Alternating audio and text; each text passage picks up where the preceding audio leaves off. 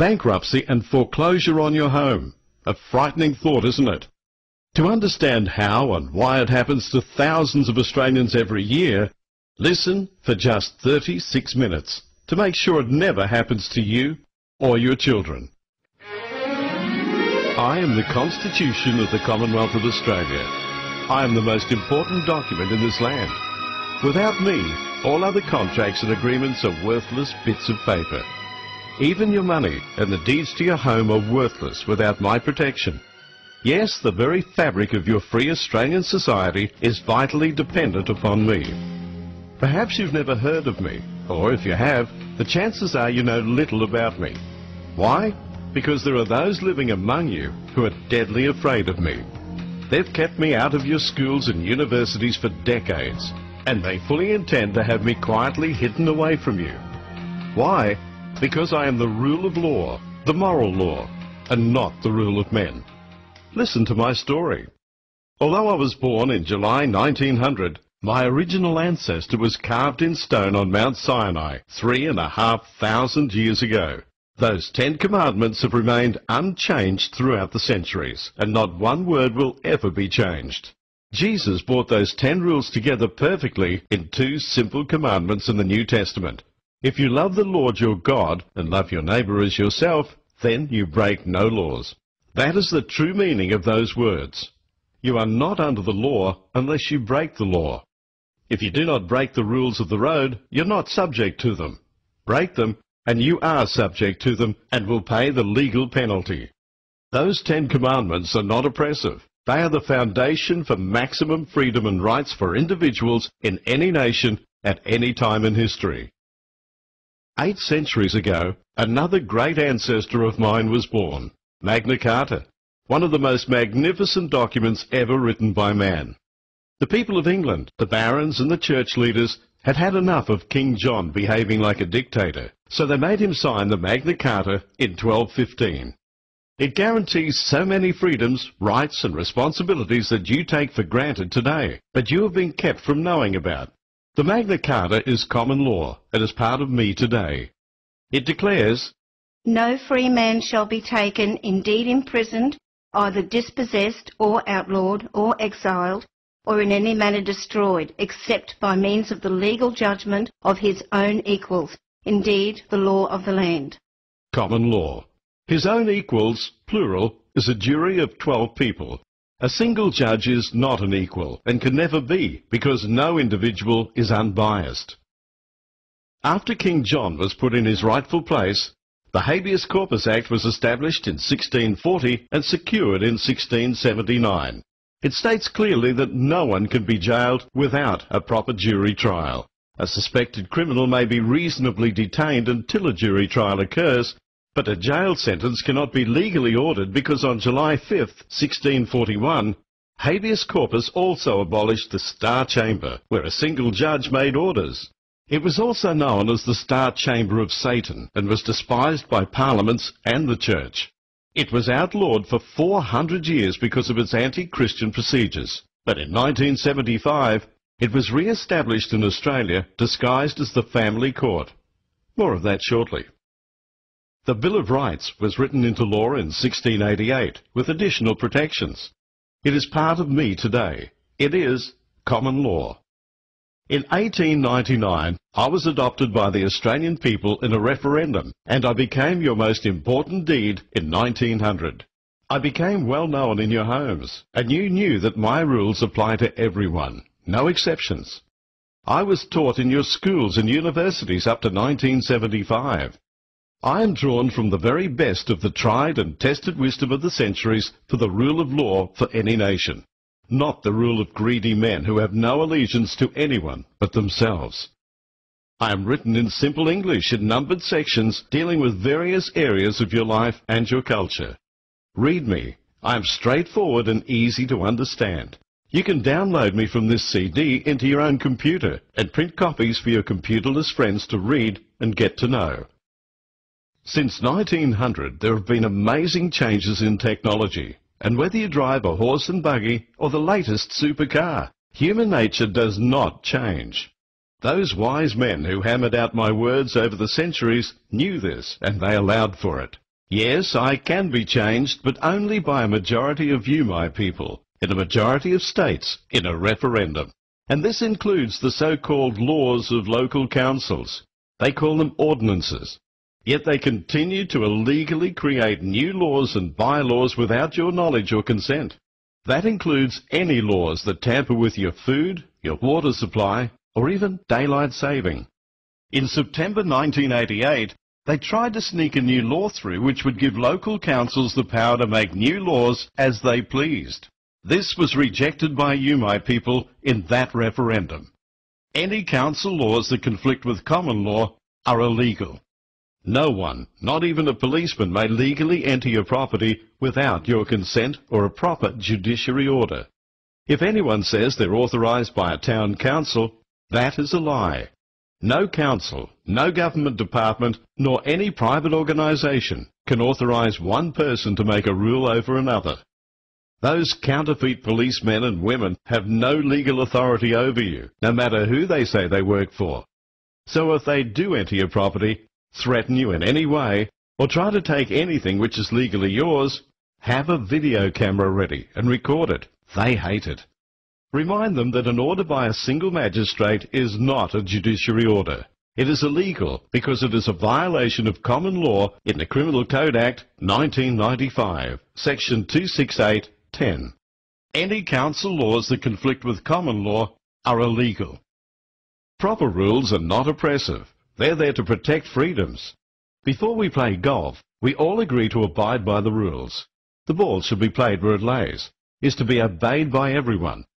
But that rule could be changed, providing we all agree before we play. And so it is with me. There have been minor changes that have been approved by you, the majority of people in a majority of states. But they were minor issues that gave governments no increase in power. Since 1900, they attempted to get more power over you 46 times, but through national referendum, you rejected 40 of them. Did you know that in 1932, the Tasmanian government tried to abolish itself and hand over control to Canberra? The wise Governor-General said, "You can't do that. You must ask the people first." You, my people, said no, and a new government was elected. Did you know that in 1975, your Prime Minister, Gough Whitlam, attempted to defraud Section 83 regarding the nation's money supply? The wise Governor-General said, "You can't do that. You must ask the people first." You, my people, said no. The Prime Minister was sacked, and you, my people, endorsed the Governor-General's action. You elected a new government with a landslide majority. The wisdom and dignity is within the office of the Governor-General, who acts on behalf of your non-biased umpire, the Sovereign of the Commonwealth, who cannot be bribed. Now you know why wannabe Republicans seek to abolish our Queen. And don't be deceived by judges and solicitors who will try to tell you that I am not valid today. That is a deliberate lie, and the High Court says so. In 1996, the High Court of Australia, the highest court in the land, Section 71, in what is called the Cable Principle, declared that the Commonwealth remains one and indivisible, just as I do, with only one judicial power, not different rules in each state. Did you know that on September 5th, 2006, in that monumental case of Forge versus Australian Securities and Investments, all 7 High Court judges stated unanimously that your Constitution reigns supreme, that's me, and that all other laws and rules are subject to me. So if any laws conflict with me, they are invalid and illegal. Section 109. When a law of a state is inconsistent with the law of the Commonwealth, the latter shall prevail, and the former shall, to the extent of the inconsistency, be invalid. So you see, my people, that I was hammered out over centuries by wise men who foresaw that evil individuals, organisations, local councils, even governments would try to get around me, to fulfil their power lusts and to line their own pockets. So those wise men built safeguards into me, the most important being your absolute right to trial by a proper jury, not by a single judge. A jury is your right in any court, including the evil family court. No judge, no magistrate, nor any individual has any right to dissolve a marriage or make any orders without the free consent of both spouses, face to face. Sections 79 and 80 are very clear. They state in essence that in any court, the trial on indictment of any offence against any law of the Commonwealth shall be by jury. today your rights to a jury in civil matters are ignored. But if a criminal offence is identified, you have the right to file a private charge via the Melbourne Magistrates Court. And after the Crown authorities have declined to present, then the legal right to apply for a grand jury in the Supreme Court of Victoria now can apply. You have little chance of a jury for civil matters, so it's better to settle out of court and save the so-called legal fees. Marriage is a Commonwealth issue, Section 51, and the Bible laws, especially in Mark chapter 10, all of it, are the guidelines. In fact, if any section of me is to be interpreted, then the Bible laws prevail, as stated in my preamble. To ensure safety, we all drive on the left-hand side of the road.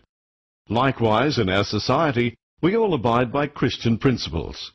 When you're asked to swear on the Bible, not on any other document, it means that you and the judge and everyone in the courtroom accepts that the Bible laws are supreme, even above me, because my rules are derived from the laws in the Bible. For example, there were 12 disciples, and 12 has been the number of jury persons selected by Christian societies to be, in effect, judges plural with a small j. That is the word in my section 79, which has court in a lowercase c and judges plural with a lowercase j. This is most important. Small c court is simply a hearing, and no judgments nor orders can be made there without your consent. Small j judges plural is a jury. A judge is not a justice without a jury decision.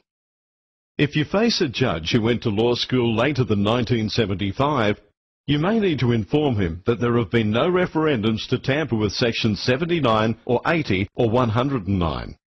If he disregards your legal right to trial by jury or attempts to dismiss your case, you must challenge the jurisdiction of that court and demand a proper jury of 12.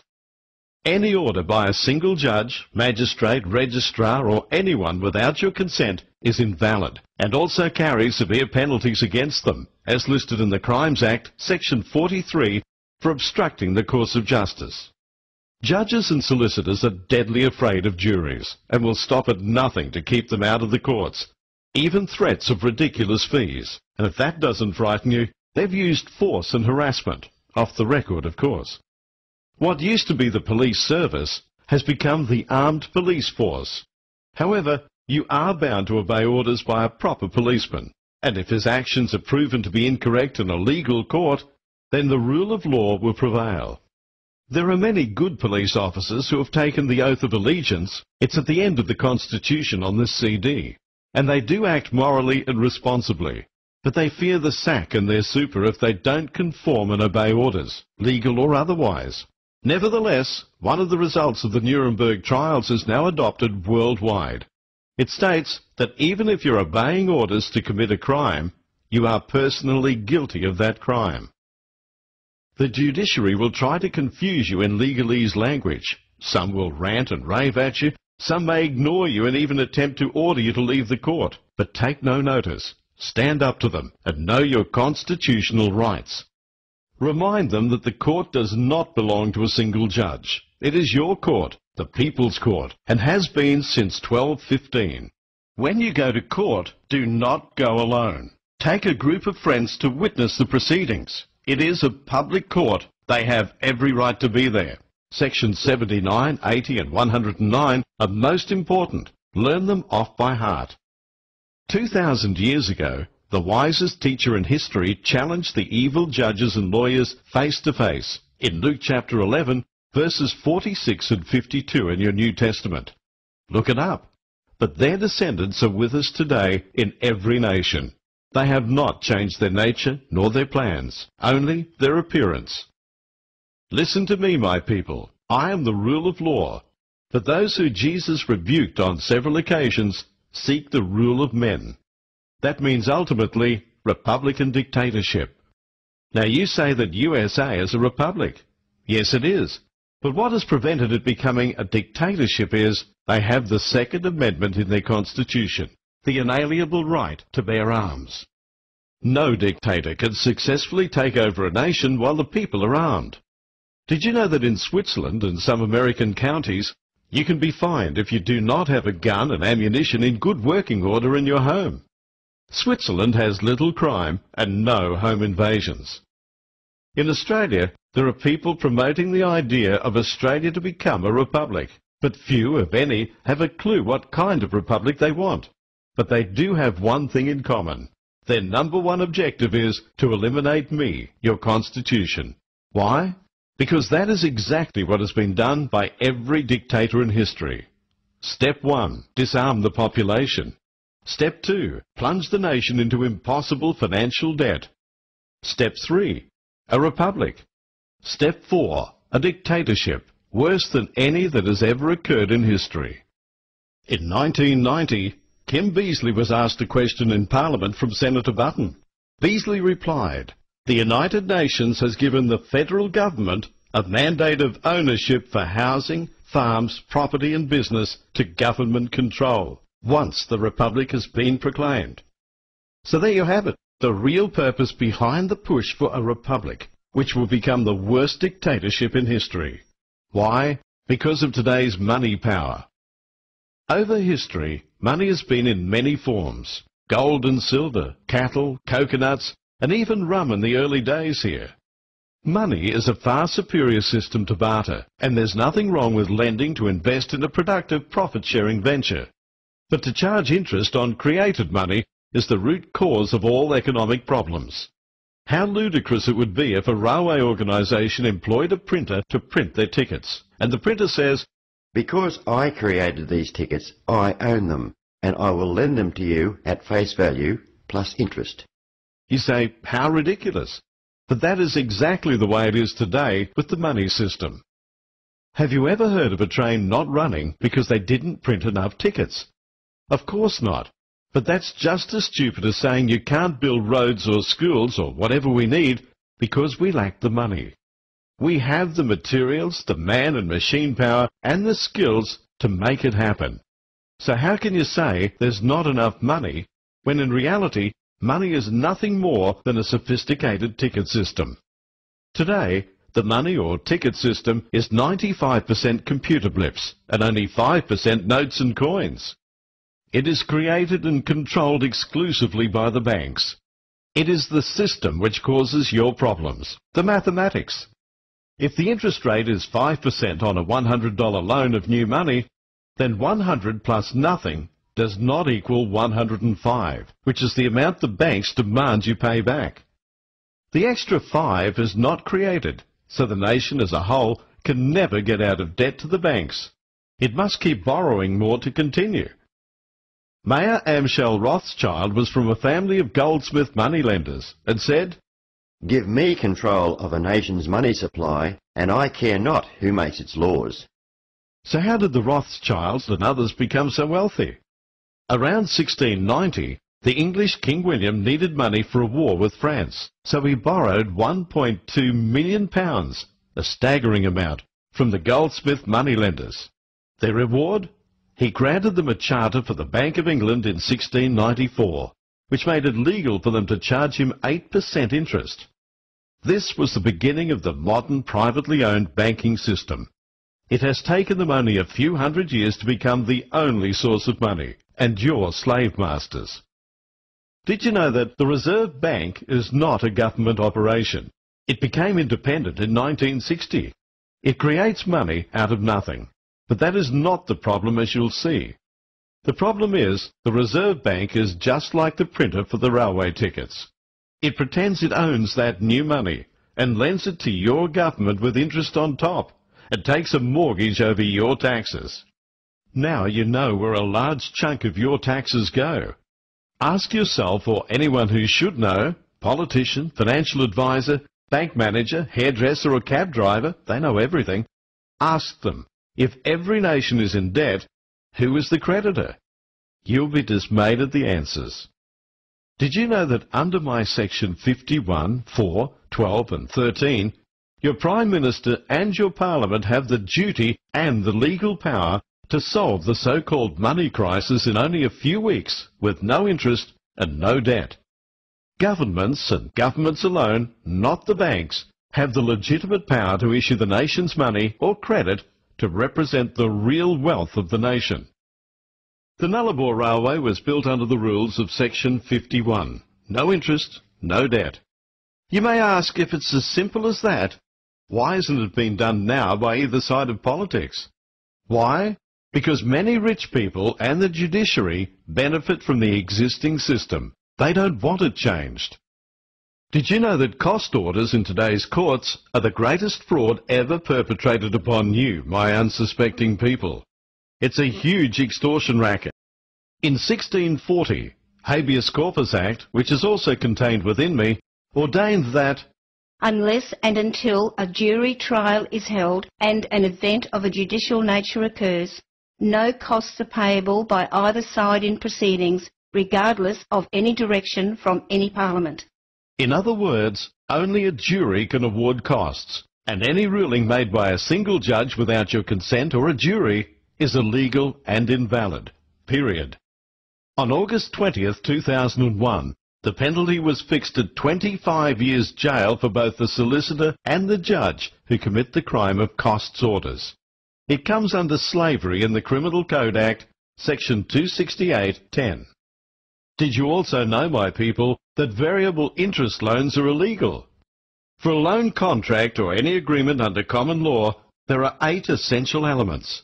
There must be an offer, acceptance, sufficient consideration, capacity to contract, intention to enter legal relations, legality of purpose, genuine consent, and certainty of terms. Variable in the Oxford English Dictionary means uncertain. The fraud committed by the banks is contract fraud under common law, the uncertain terms of variable interest. Did you know, my people, that banks never lend depositors money? All bank loans are new money created out of nothing. It used to be at the stroke of a pen, but today it is nothing more than electronic blips in their computer system. Traitorous politicians have given the banks the power to create the nation's money, which they lend to you, and they demand interest on it. That interest can never be repaid, because it does not exist. The only way you can pay that interest is to get money off someone else who also got it from someone else. But it can ultimately be traced back to a bank loan, which is the only source of money today. Judges and lawyers deny your right to trial by jury, and that is how they prevent the evidence of fraud. They protect the banks who dispossess tens of thousands of families of their homes and property every year, and they are directly responsible for many suicides. It is modern-day slavery. Slavery has long been a sad part of man's history, yet in 1807 it was abolished through the dedicated efforts of one man, William Wilberforce. He had no internet, no CDs, no phones, none of the powerful means of communication you have today. He won the victory in the courts and in the Parliament using the very same laws and rights you still have, and he won the battle against formidable and powerful enemies. How did he do it? As a genuine Christian, he had little interest in sanctimonious gatherings in pews of indifference behind closed doors. Like a true evangelist, he took the message out to the people, and he knew that a jury of 12 who genuinely prayed, "So help me God," is the most powerful weapon against tyranny, fraud and corruption that you have. This is practical Christianity in action. Slavery has been around a long time. It was abolished by the power of God, not by a flash of lightning miracle, but through informed jurors. But did you know that juries also have the power to overrule and abolish bad laws? Yes, and that includes most of the rules found in an insidious document used by lawyers and judges today. It's called the Uniform Civil Procedures Rules. It is an illegal act passed by traitorous politicians without a referendum and ignored by apathetic churchmen. Most of it would be thrown out immediately if exposed to an informed jury. It was dreamed up by solicitors and judges for their own financial gain. They ignore me completely. and most of their 600 or so rules are in direct conflict with both my Section 109 and Section 15A of the Acts Interpretation Act, and yet they are continually changing their rules. That evil document is based on the lie that a single judge can make orders without your consent or without a jury, just like Big Bad John, King John. Section 109. When a law of a state is inconsistent with the law of the Commonwealth, the latter shall prevail, and the former shall to the extent of the inconsistency be invalid. Remember sections 79 and 80 regarding single judges and juries? Now do you understand why they're so afraid of me, and especially juries? Your slavery today is not with whips and chains. It is much more subtle. It has crept up on you, especially over the last 50 years. You say, slavery? What slavery? Then why are you going to pay over $1 million for your $300,000 home? Who gets the extra $700,000? Why do you pay up to half your income in taxes?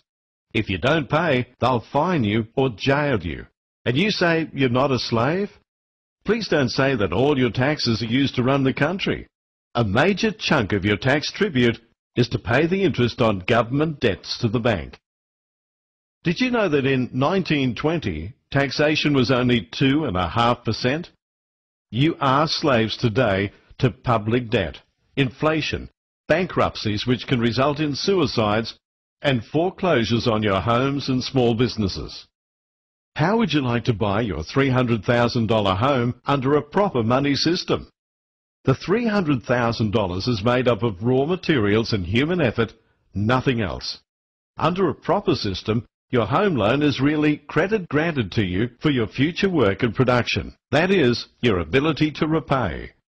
Regardless of who prints the money, tickets or electronic blips on a computer, be it government or even a bank operating legally, your new home represents an increase in the national wealth, namely one house. But there is one extra human effort to include. That is the bookkeeping for that new money. Suppose you make 300 payments, so someone has to do 300 bits of work. Allow them $50 per payment. That's a total of 300 by $50, or $15,000. So the total cost of your home should not be $1 more than $315,000. And that is the amount to be created. And you agree to repay it at $1,050 per month for 300 months, or 25 years. Listen carefully. Under that proper system, there would be zero inflation. But under the current interest system, you must repay over $1 million.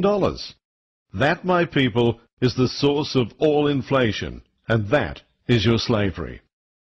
You can defeat this modern slavery by firstly reclaiming the courts. They belong to you, my people. Read my Chapter 3 for the administration of justice. Don't be deceived by judges and solicitors who will try and tell you that I am not valid today. The High Court says they're lying. When you play your part to make sure this CD is widely distributed, there will be vicious reaction when you start taking banks and solicitors to court in thousands of actions for their fraud.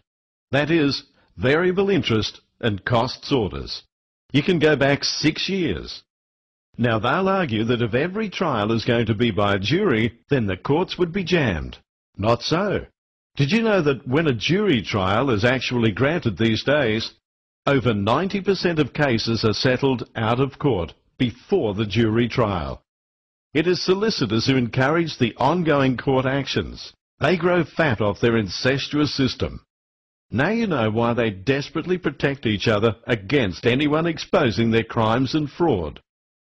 It's been well known that for many years there's been much abuse of the law by judges and solicitors in the Federal Magistrates Court, and it was starting to be exposed. No wonder they were anxious to abolish that court on the 5th of April 2009. Their story was that it was uneconomic. Yeah, right. Nevertheless, you can expect a lot of lies and attacks against this CD from the media. They will lie, they will distort the facts, and they will rubbish any reform as printing press money, wild inflation or whatever. Of course, notes and coins are made on printing presses. They don't grow on trees. Whatever they do, even threats of massive financial crisis, don't panic. It's not a problem, because under Section 51, your government can, in only a few weeks, restore your money system to represent the real wealth, your farms, your minerals, your homes, your transport systems, and much else.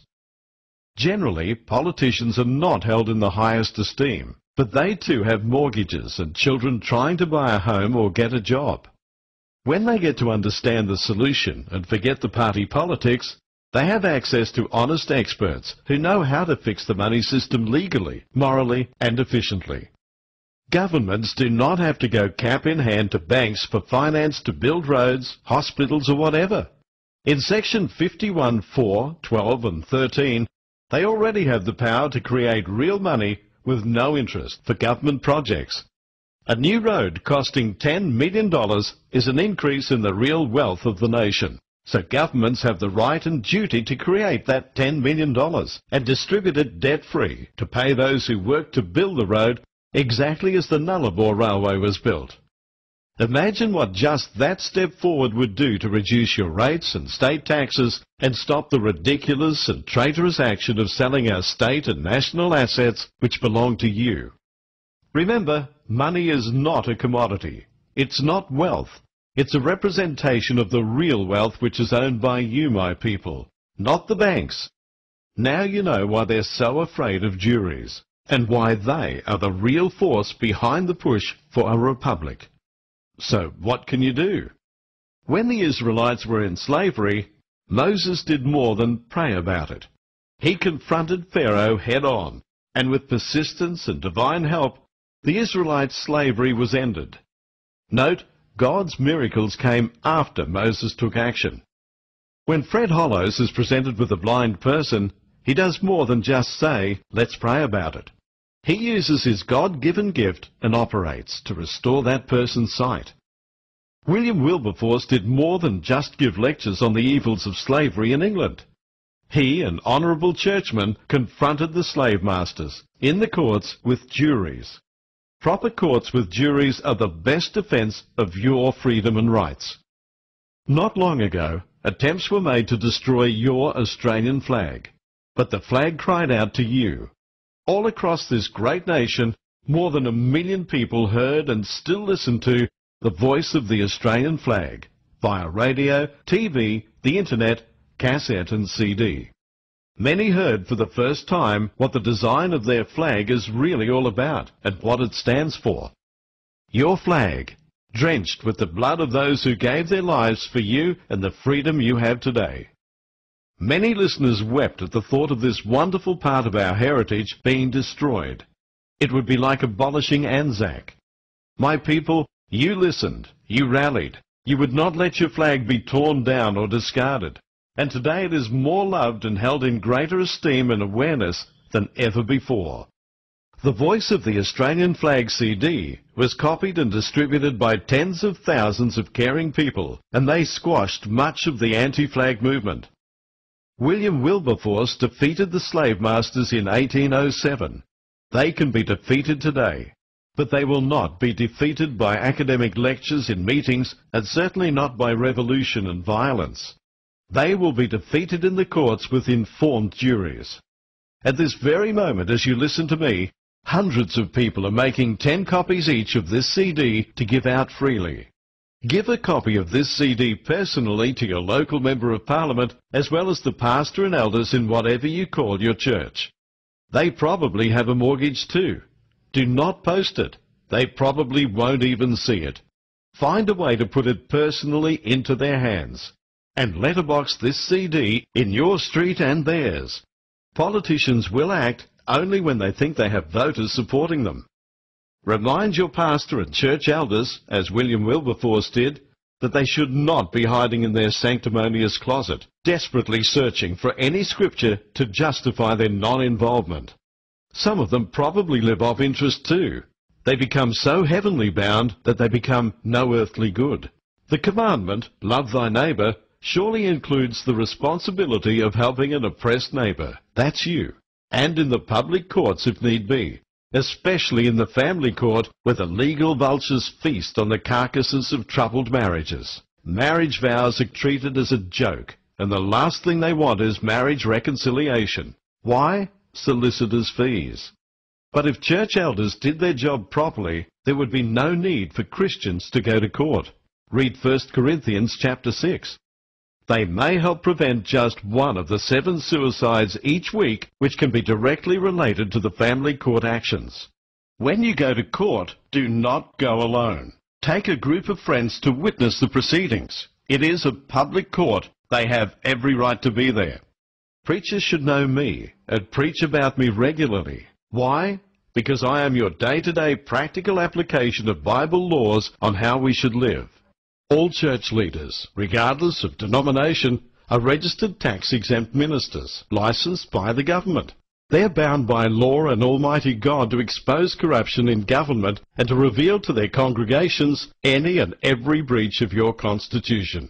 So ask your church leaders, whatever their title, why they've failed to inform the congregation of how, when, and especially why Julia Gillard, John Howard, Kim Beasley, and a host of others, including judges, have been charged with treason and are awaiting indictment by grand jury.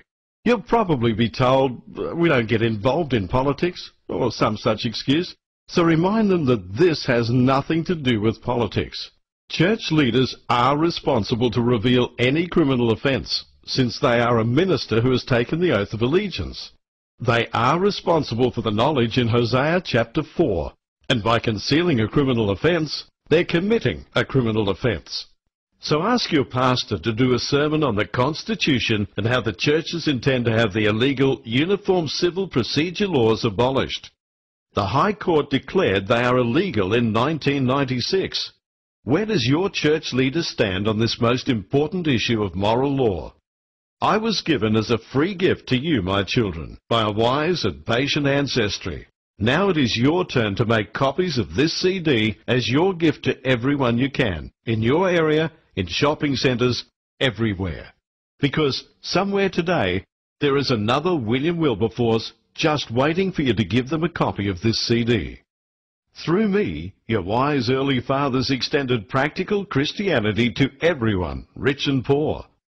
Without me, you will surely become slaves to some kind of Republican dictatorship under the international bankers.